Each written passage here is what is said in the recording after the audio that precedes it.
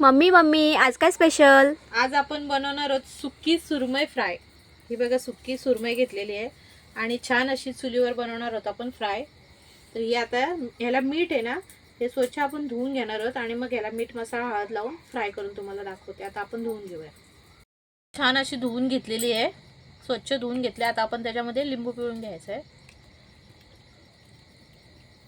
तिखट मसाला टाकायचा। तिखट मसाला टाकून घेतल्यानंतर थोडीशी हळद टाकायची आणि मीठ आहे ना, मीठ थोडंसंच टाकायचं मीठ, कारण त्याला सुरमईला अगोदरच मीठ लावलेलं आहे। हे बघा एवढा मीठ घेतलेला आहे, थोडासा तो टाकते आणि छान असं लिंबू टाकलेलं आहे त्याच्यामध्ये। तर आपण आता मिक्स करून घेणार आहोत।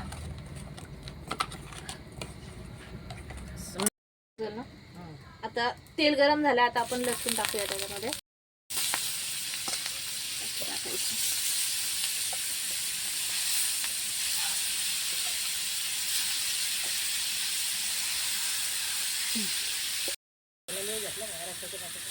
अशी पलटी मारून घ्यायची।